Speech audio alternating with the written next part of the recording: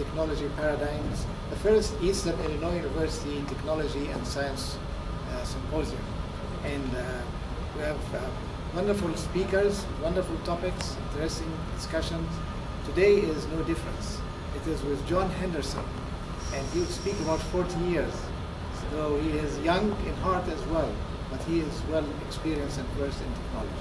It's my pleasure to introduce John Henderson, a friend and colleague, talking about technology in 40 years. Thank you, Rafi. He does not take no for an answer. He kept coming back and coming back, so here I am today. But I thank you, because it was kind of nice sitting down and reflecting on 40 years in higher education, in technology. But I actually, when I got to reflecting and thinking about it, I probably started this when I was in high school, because I was one of those geeks that would take film projectors, slide projectors between classrooms and stuff. And I continued that when I went to college, so it wasn't surprising that I wound up in higher education, in audiovisual, and eventually in computers. So I guess I really am a geek. Anyway, futurist Ray Kurzweil kind of sums up my life. Life, like the evolution of life forms, the pace of technology has greatly accelerated over time. I can remember back in the early 70s when I first started, we had some revolutions starting.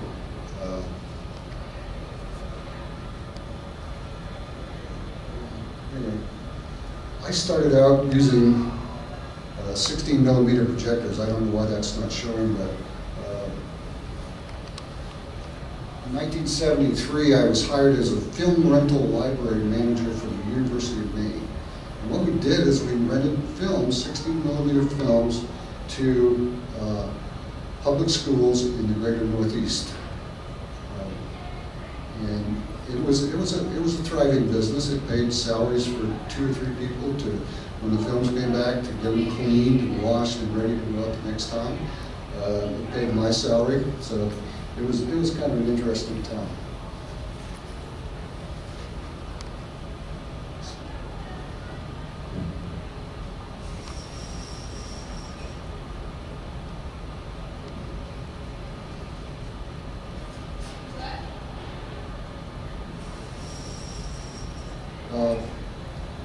Later on in my career at the University of Maine, I became a coordinator for distribution services, which was getting all kinds of equipment on campus, slide projectors, overhead projectors, you name it.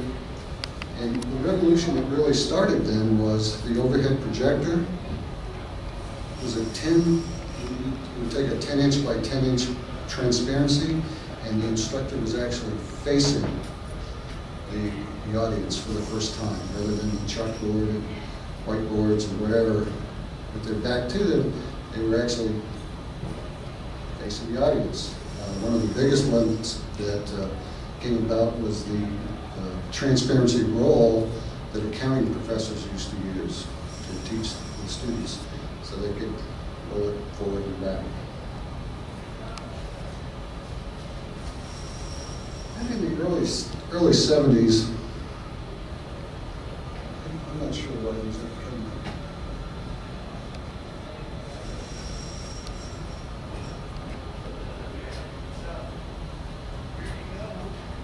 Anyway, in the early 70s, we got the first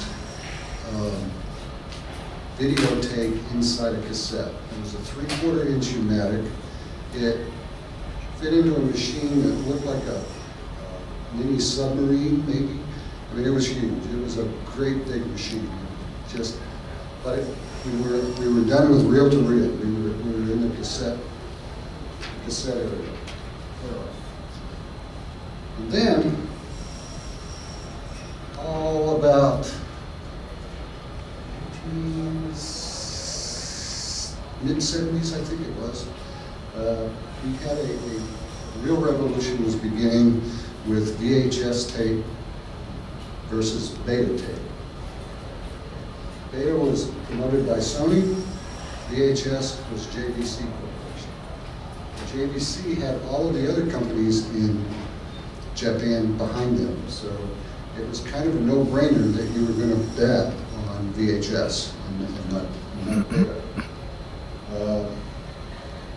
About 1979, about 6 years into my tenure at the University of Maine, I could see that the VHS tape was going to quickly eliminate the 16 millimeter film in the classrooms, in the public schools, because they were going to be able to afford their own VHS tapes with their own movies. They were not going to need to rent films anymore. So I wrote myself out of a job. It was an interesting way of doing things, but I did. I wound up over in the purchasing department as the assistant director of purchasing, but I purchased audiovisual equipment, I purchased computers, and literally was out of a job. So if I hadn't had my business degree.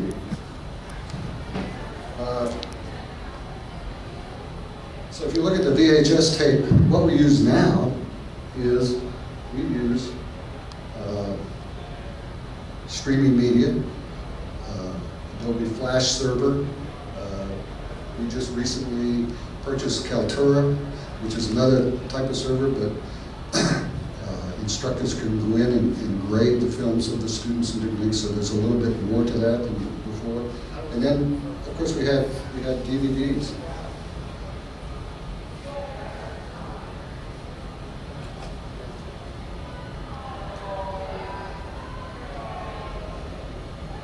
Next revolution came along when I first started. We did a lot with reel-to-reel audio tape. In the early 70s, or I think around 73, the cassette tape came out. And a lot of our audio was done with cassette tape and what have you. But today, we don't have cassette tapes anymore. We have Audacity, we have GarageBand, we make podcasts, we play them on any type of media that we happen to have, be it our phones, our iPads, or our computers.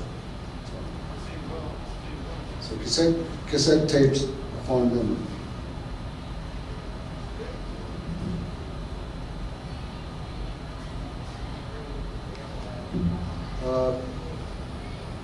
And actually, if you think about it, DVDs have not been around that long, but they are slowly becoming obsolete because we put things on YouTube. We store in the cloud. We don't need DVDs to back this stuff up anymore.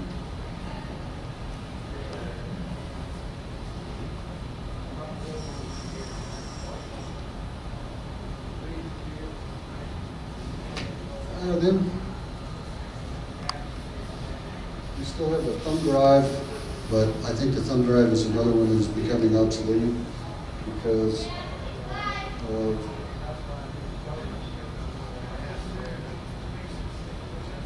the SD drives that we all have in our computers and what have you now. These have also replaced the film in a camera like what Fink is using right now.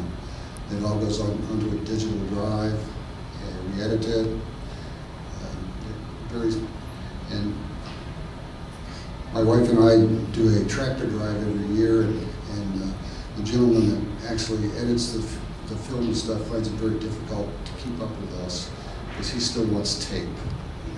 So it's been an interesting experience, and we've only been doing that for 5 years, maybe 7 years, something like that. And that technology that we first used is gone. And what we use now, or what I use now, because this presentation, and I've got to figure out why, I use the cloud. I do not carry a thumb drive. I do not carry anything other than my iPhone or my iPad when I go to meetings, because it's all either on iCloud, in my Dropbox, or in my Google Drive. My problem is remembering which one I put it in.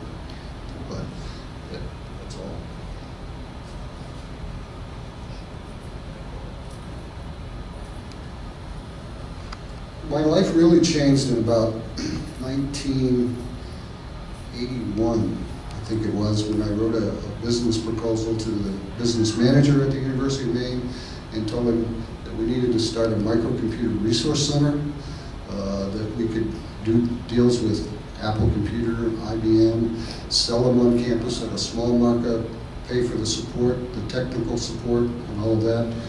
And he went along with it. So I became the director of microcomputer resources at the University of Maine. Things like a 5¼ inch floppy drive was a big thing. In 1981, the Osborne computer, I don't know if any of you remember that, but IBM came out with one about 2 years later, which was my first computer. It was called the IBM Luggable. It had a little 4-inch screen on it with 2 floppy drives. And a year later, one of the hard drive makers came out with a drive that would fit in one of the slots in the machine. It was a 20 megabyte, not gigabyte, megabyte hard drive. Man, I was hip. You know? That was the best thing going at the university at the time. And what I use now is a MacBook Air. It has a 256 gigabyte flash drive. You can't beat it. It flies. It flies.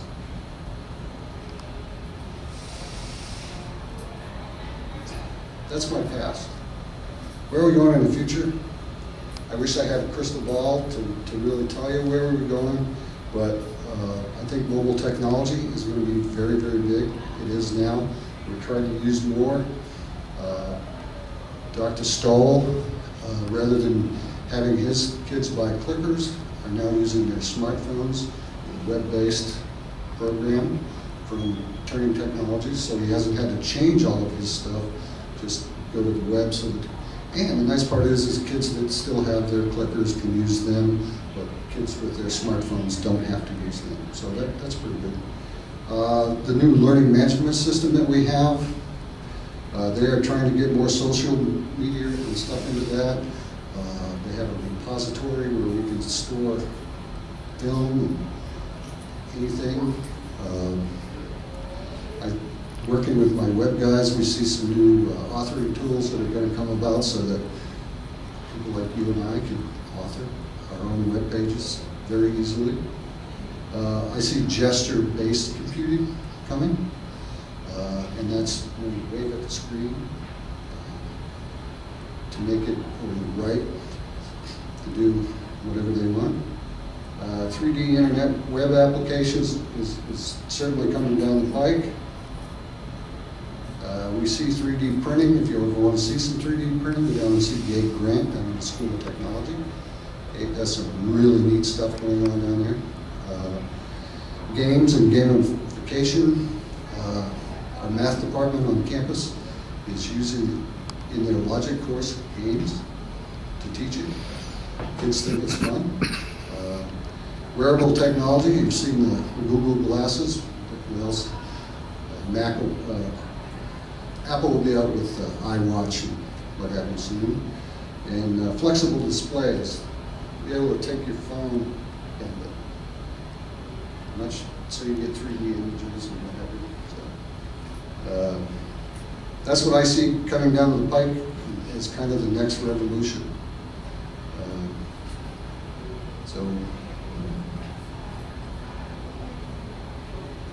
There you have it.